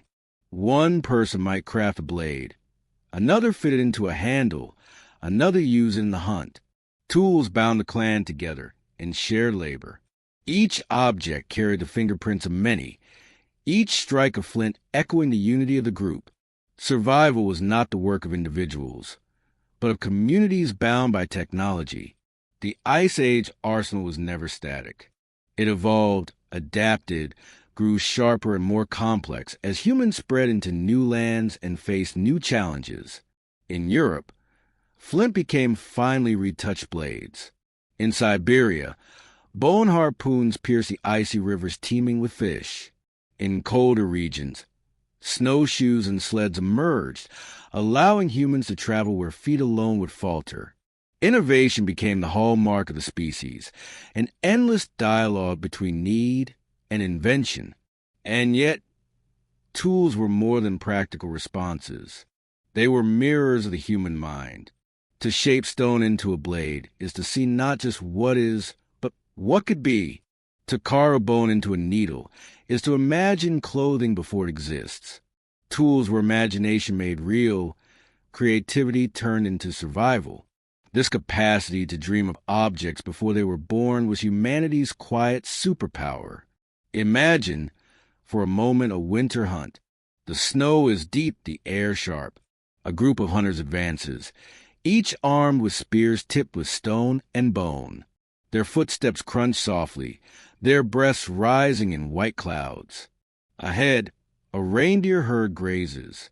The hunters move as one, weapons poised, tools born of countless hours of labor and knowledge.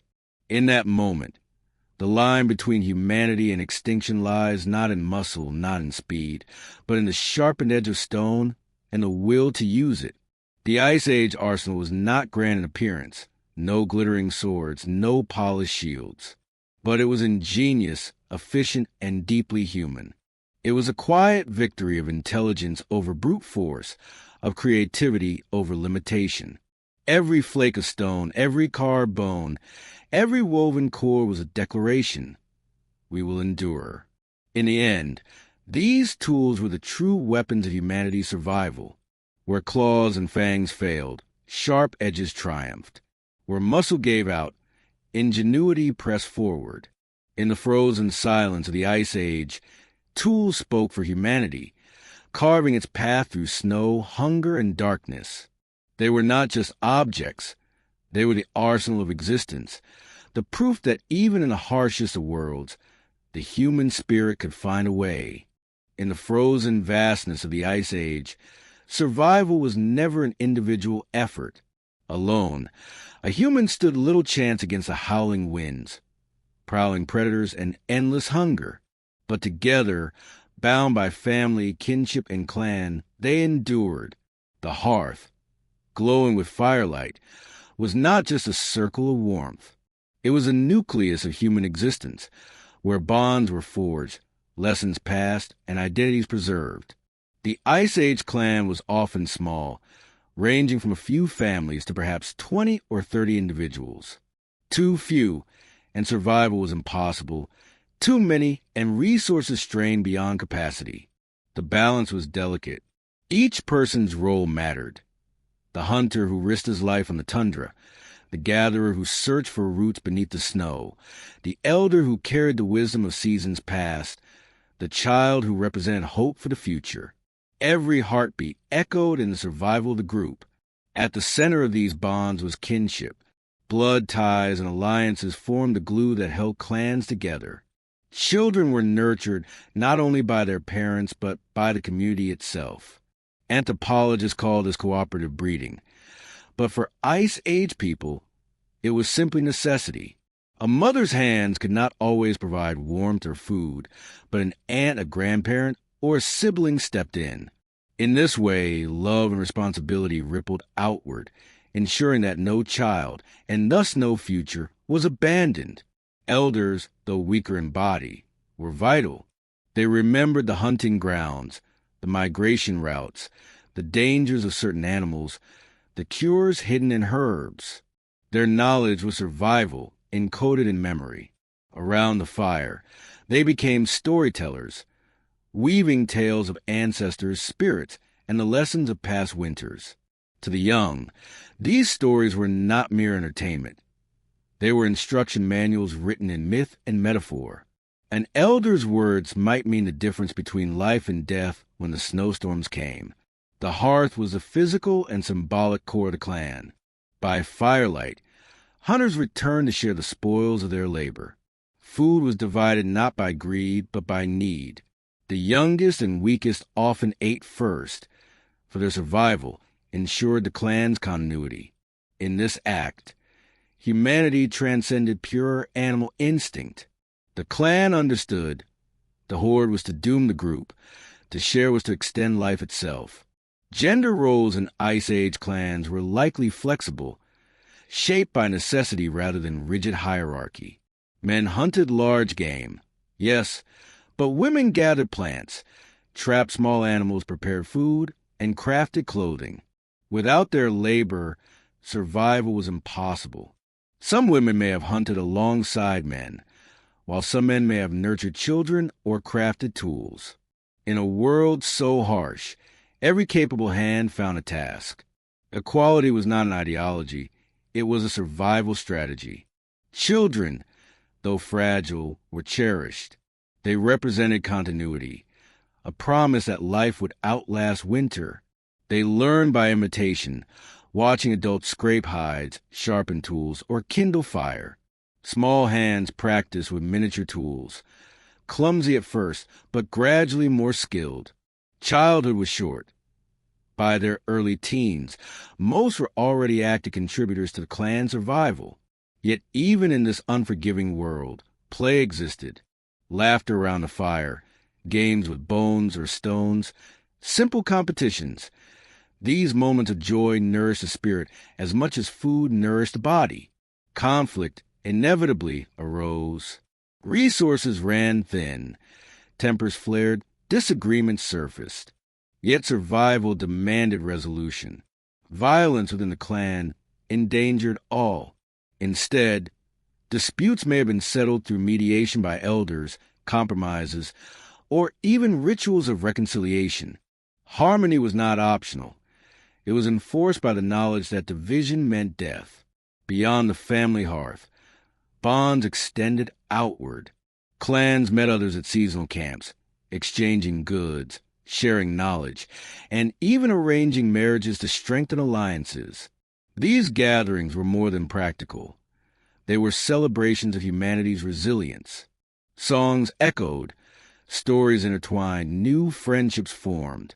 In the frozen emptiness, such connections expanded the horizon of hope. Kinship also shaped rituals surrounding life and death. The burial of the dead, with tools, beads, or ochre, reveals that Ice Age clans valued memory. The deceased remained part of the group, guiding from the spirit world. Grief, love, and respect were emotions as ancient as survival itself. To mourn was not weakness.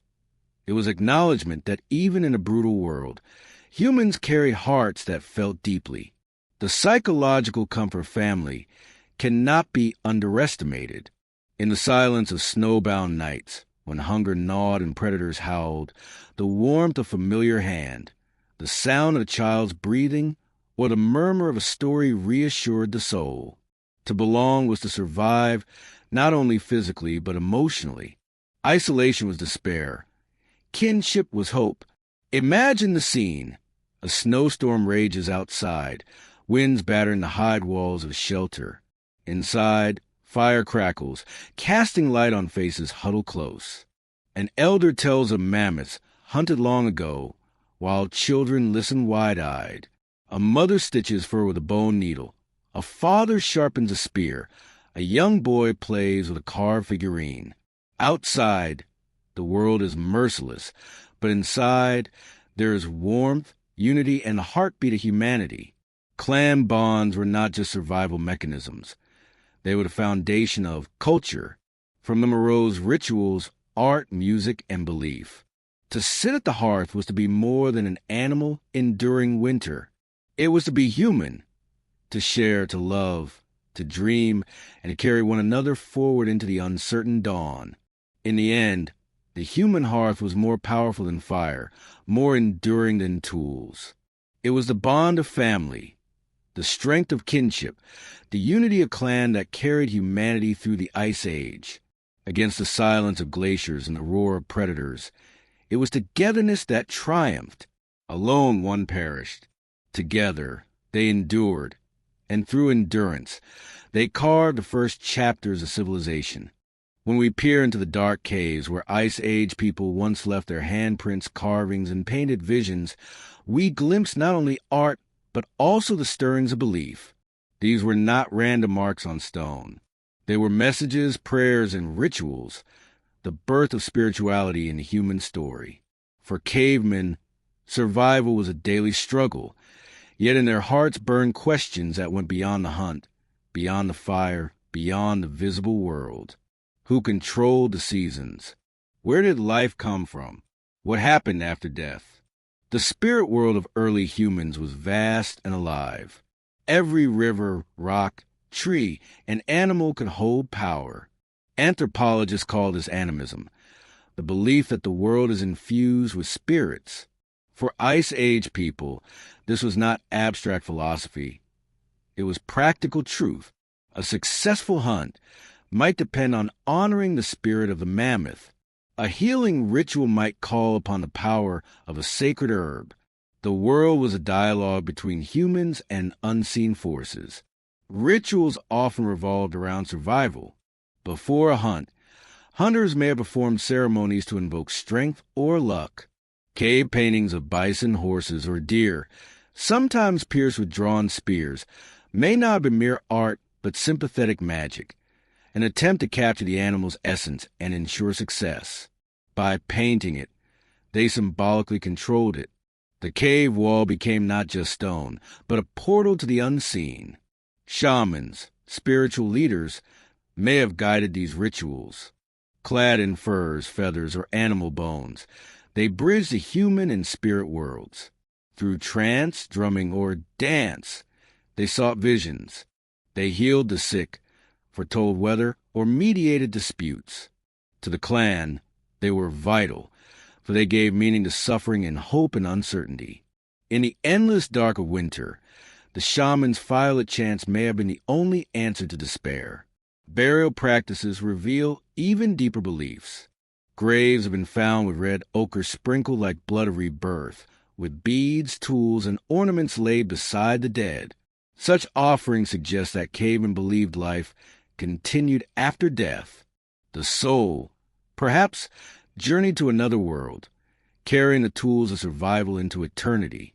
Death was not an end but a passage, and rituals eased the journey. The rhythms of the sky also guided belief. The rising sun, the shifting moon, the stars wheeling overhead. These celestial patterns shaped rituals and myths.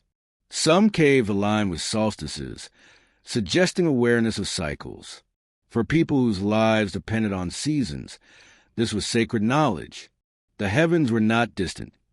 They were signs, messages from gods or spirits, guiding migrations and hunts. Fire itself was central to ritual, beyond its warmth and light. Fire was mysterious, alive, consuming yet life-giving. Around flames, chants rose, shadows danced, and visions came alive on cave walls. Fire was a bridge between worlds, a sacred heart that both protected and connected. To tend it was more than duty, it was devotion. Animals held special spiritual weight. The mammoth, towering and strong, may have been seen as a guardian spirit. The cave lion, fierce and elusive, embodied power and danger. Birds, soaring into the sky, perhaps carried prayers to the heavens. To kill an animal was not just physical act, but spiritual transaction. Hunters may have spoken apologies or thanks, believing the animal's spirit would otherwise bring misfortune. In this reciprocity, we see the beginnings of ethics rooted in survival. Ritual also wove people together. Ceremonies, whether for hunts, births, deaths, or seasonal gatherings, strengthened clan bonds. Music, drumming, and dance created shared experience, transcending hunger and fear. In those moments, the clan became more than individuals. They became a unified spirit, a collective heart beating against the silence of the Ice Age. We must also imagine the symbolic power of art. The painted caves, deep, hidden, difficult to access, were not mere decoration. To crawl into darkness, carrying flickering torches, to paint animals larger than life, was itself a ritual. The act required intention, belief, and sacrifice. These spaces may have been sanctuaries, where humans sought communion with the spirit world. The walls became sacred, the paintings prayers frozen in stone. Myths surely grew around these rituals. Though we cannot know their exact stories, we can imagine their shape. Tales of creator beings shaping the world from ice and fire. Legends of animals who gave themselves so humans might live. Stories of heroes who braved the underworld and returned. These myths were more than entertainment. They were frameworks of meaning, helping people understand their fragile place in a vast, often hostile world. Rituals also confronted fear. Illness, injury, or famine could not always be solved by skill. In such moments, belief offered strength. A mother might whisper prayers over a fevered child. A shaman might burn herbs to ward off unseen spirits. Even when outcomes were grim, the act of ritual gave people courage, a sense that they were not powerless against fate. The symbolic use of color added depth. Red ochre, resembling blood, was smeared on bodies, tools, and caves. Black charcoal traced figures of animals and spirits. Yellow and white pigments highlighted details. These were not aesthetic choices alone. They were laden with meaning.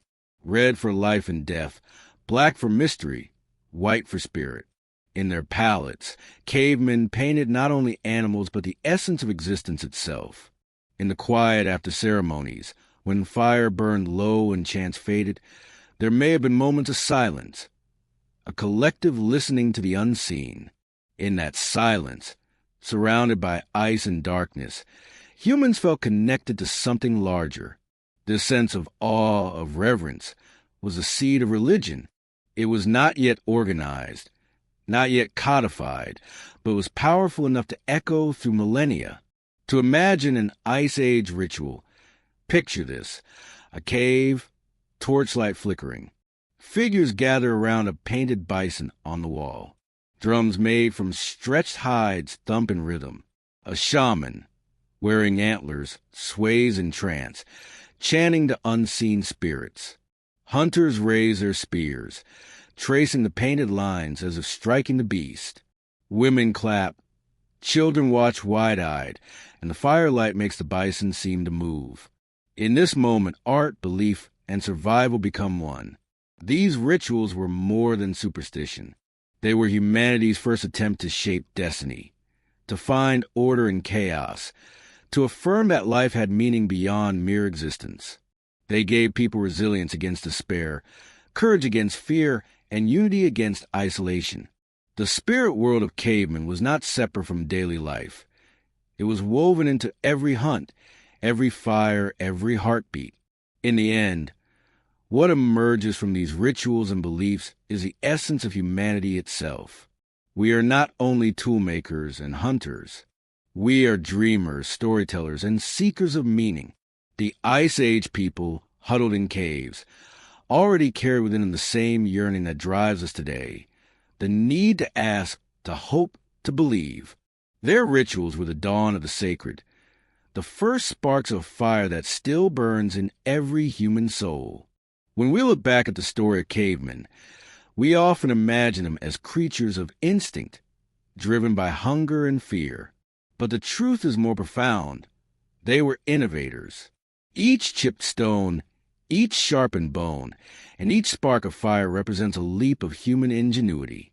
In the Ice Age wilderness, where survival meant adapting or perishing, tools were not luxuries.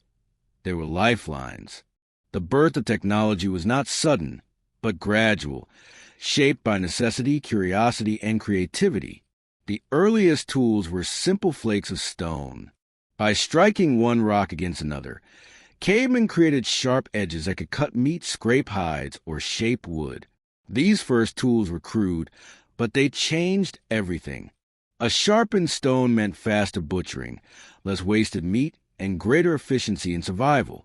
What began as fragments of flint became extensions of the human hand, an idea that echoes into our modern age of machines. As time passed, tools grew more sophisticated. Hand axes emerged, teardrop-shaped stones chipped carefully on both sides. They were versatile, capable of chopping, digging, and butchering. A skilled toolmaker could shape a hand axe with precision, investing time and patience into what was essentially the prehistoric equivalent of a Swiss Army knife. These tools reveal something vital. Cavemen were not only surviving, they were thinking ahead, planning, and teaching. Bone and antler soon became part of the toolkit. From these materials, cavemen crafted awls to pierce leather, barbed points for fishing, and needles to sew hides. Imagine the leap in survival when sewing became possible. Instead of draping hides loosely over their shoulders, people could stitch fitted clothing that kept out wind and snow. Technology was not only about hunting, but about warmth, comfort, and protection, every stitch of victory against the Ice Age. Fire itself became a tool, perhaps the greatest of all. Though it began as a force of fear, eventually humans learned to harness it. Fire hardened wooden spear tips, making them deadlier. Fire cracked stones, easing the process of tool-making. Fire drove predators away and transformed raw meat into nourishing food. Yet, fire was more than utility. It represented control over nature itself, a spark of mastery in a world of ice and shadows. Hunting technologies advanced too. Spears were lengthened and balanced for throwing. Wooden shafts were paired with stone tips, secured with sinew and resin. Later, the invention of the spear thrower, or atlatl, extended human reach, allowing hunters to strike from a distance with greater force. With such tools, even massive prey like mammoths and bison became vulnerable. Each hunt carried risk, but technology tipped the balance of survival. The development of traps and snares also shows ingenuity. A carefully laid pitfall, camouflaged with branches and snow, could capture large animals. Smaller snares made from twisted plant fibers caught hares or birds. These were silent hunters, working while the clan slept, expanding the range of food sources. The tools cavemen built were not just physical objects. They were strategies, extensions of human intelligence in battle with nature. Stone blades evolved into specialized forms. Scrapers for hides, burins for engraving bone, and blades long and thin enough to create composite tools. With these came art, jewelry, and symbols, not only survival, but expression. Technology and culture grew together. A carved bone pendant was both adornment and a declaration. Humans were no longer ruled entirely by necessity. Ingenuity was shaping identity. One of the most remarkable leaps was the bow and arrow, though its widespread use came later. The bow transformed hunting from direct confrontation to long-distance precision. It reflected an extraordinary insight, storing energy in a bent branch, releasing it in a burst of lethal speed. This invention shows how cavemen were experimenting, imagining possibilities far beyond what instinct alone would dictate. Shelter also bore the mark of technology. Mammoth bones were arranged into frameworks, covered with hides to create durable dwellings. Wooden posts, lashed with sinew, formed huts that resisted wind. Simple stone weights held down coverings. These structures revealed planning, architecture, and engineering. They were not merely shelters, but homes, crafted spaces that offered security in a dangerous landscape. Toolmaking was not a solitary act. It required teaching, practice, and memory. One generation showed the next how to strike flint at just the right angle, how to bind stone to wood, how to carve a needle from bone. Around the fire, skills were shared, stories told, and knowledge passed down. Technology became tradition, a thread of continuity binding the past to the future. Without this chain of teaching, the innovations would vanish. With it, humanity advanced. Ingenuity also sparked adaptation to new environments. When Ice Age groups migrated into forests, their tools shifted to cutting wood and trapping forest animals. In open plains, hunting tools favored distance and speed. In coastal areas, bone harpoons harvested fish and seals. The tools reflected the landscapes, flexible, evolving, always in dialogue with the environment. This adaptability was humanity's greatest weapon. Even failure shaped progress.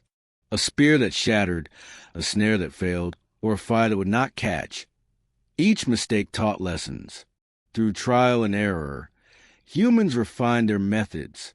In this persistence, we see the essence of invention. Unlike other animals, cavemen did not simply adapt biologically over thousands of years. They adapted technologically within a single lifetime. They bent nature not by waiting for evolution, but by imagining new possibilities. Technology also changed social dynamics. Skilled toolmakers earned respect and status. Hunters relied on them for sharp blades. Families relied on them for warm clothing. A master flint knapper or skilled seamstress became as vital to survival as the strongest warrior. Innovation was not only a matter of survival, but of prestige, weaving new roles into clan life. If we imagine an Ice Age camp, we see technology everywhere. A woman sews a child's fur hood with a bone needle. A man sharpens a flint scraper by firelight. Children practice throwing small spears at targets. The shaman burns herbs in a carved stone bowl. The very air hums with invention. Each tool a story of survival and creativity. These tools, humble as they may seem, were seeds of civilization. From chipped stone grew architecture, agriculture, and eventually the digital tools of today. The line between a flint hand axe and a smartphone is longer than it seems, but the essence is the same. To extend human ability, to make life not only bearable but richer, to transform imagination into reality. Cavemen may not have seen themselves as inventors, but their tools reveal minds alive with curiosity and determination. In the clash of stone against stone, in the delicate threading of sinew, in the fire that turned darkness to light, they expressed the very heart of humanity, the will not only to endure, but to create. And so, when we hold a replica of an ancient tool today, chipped by a hand tens of thousands of years ago, we hold more than stone. We hold the spark of human ingenuity, the moment when survival became invention, and invention became destiny. This was the dawn of technology, not in steel or silicon, but in flint and fire. And it was here in the hands of cavemen that the long arc of progress truly began. When we look back at the cavemen who braved the Ice Age, we see figures shrouded in furs, huddled by flickering fires, struggling against cold, hunger, and predators. Yet beneath the surface of survival lies something deeper. They left us a legacy. Their lives were not only about enduring winters, but about shaping the foundations of what it means to be human. In their struggles, we glimpse lessons that still matter today. The first lesson is resilience. Cavemen lived on the edge of extinction, where one failed hunt, one broken bone, or one harsh storm could spell disaster. And yet they endured. Their resilience was not passive. It was active, forged through adaptation, creativity, and courage. In our modern world of comfort and convenience, resilience remains vital. Whether facing personal hardship or global crises, the will to persist echoes from those ancient firesides into our own lives. Another enduring lesson lies in community. Survival was never an individual achievement in the Ice Age.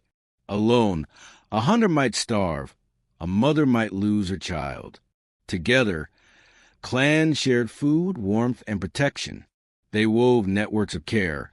Hunters, gatherers, toolmakers, shamans, and caregivers, each role essential.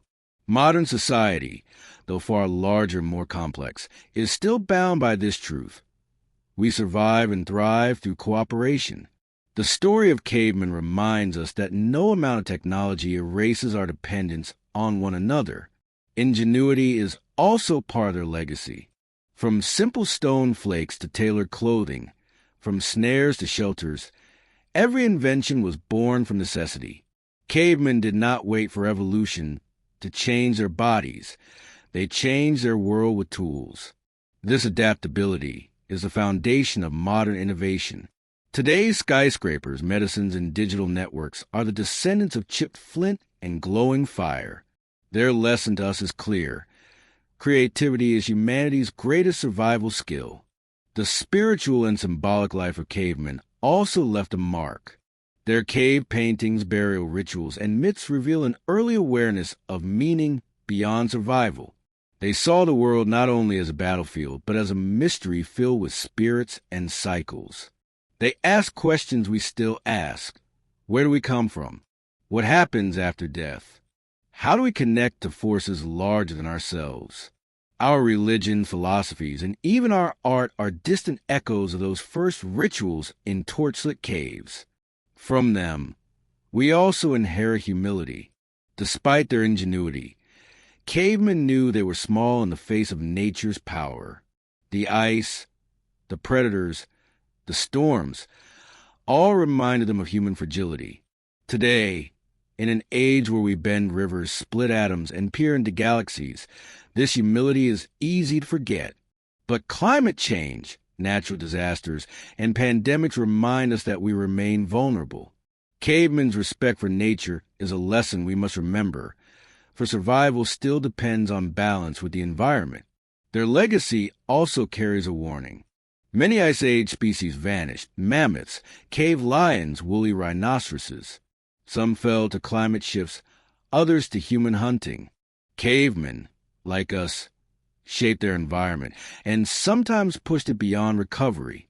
This shadow reminds us that our own survival is tied to the survival of other species. The choices we make today, how we hunt, farm, and consume, ripple forward, just as their choices once did. Another lesson lies in storytelling itself. Around fires, cavemen shared tales of hunts, spirits, heroes, and ancestors. These stories were not luxuries but lifelines, carrying knowledge, warnings, and inspiration across generations. Today, our stories take new forms: books, films, digital streams, but they still bind us. Storytelling is how humans remember, imagine, and unite. From the cave to the cinema, the flame of narrative still burns. The cavemen also teach us about courage. To face a mammoth with spears, to cross icy rivers, to endure nights when food was scarce. These acts demanded not just strength, but bravery. Courage is not the absence of fear, but the choice to act despite it.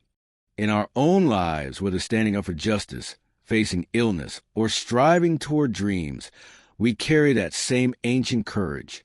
It is woven into us, inherited from ancestors who refused to give up.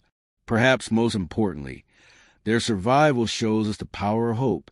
Each fire lit in the darkness was a declaration. We will not surrender.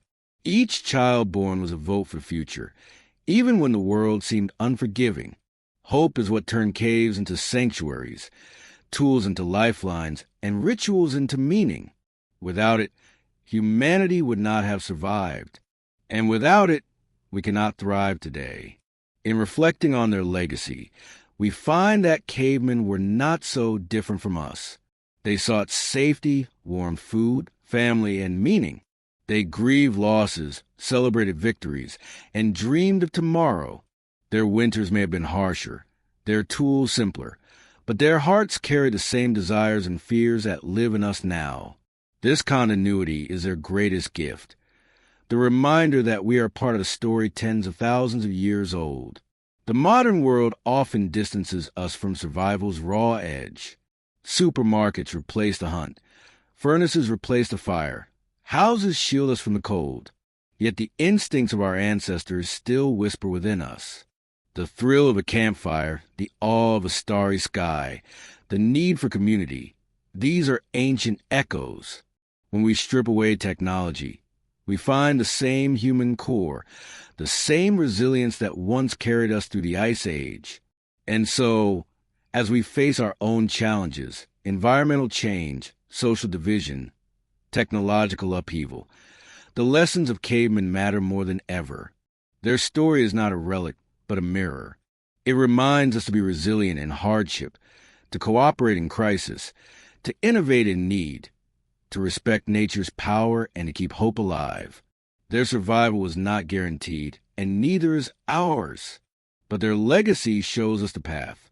To imagine this legacy vividly, picture a scene, a clan gathered in a cave, snow howling outside. Fire crackles, casting shadows on the walls where painted bison dance. An elder tells a story of ancestors who endured a great storm and survived. Children listen wide-eyed, their futures uncertain yet filled with possibility. This moment is both ancient and familiar, for we too gather in our own ways around screens in classrooms at tables, sharing stories, passing knowledge, holding hope. Cavemen did not know they were shaping history. They did not know their chipped stones and painted walls would one day be studied by scholars and admired by millions. They only knew they wanted to live, to protect their families, to make sense of the world. In doing so, they became the foundation of everything that followed. We are their legacy. Every invention, every culture, every dream of the modern age rests on their survival. And so, the story of cavemen is not just about the past. It is about us, who we are, where we come from, and where we are going. Their lessons are not frozen in ice, but alive in our choices. If we listen to them, we may find the strength to face our own winters, whatever form they take. In the end, the caveman's legacy is not only survival. It is the enduring truth that humanity, though fragile, is unbreakable when we are resilient, united, creative, humble, and hopeful. The fire they lit in the darkness still burns, passed from generation to generation, guiding us forward to the cold into whatever future awaits.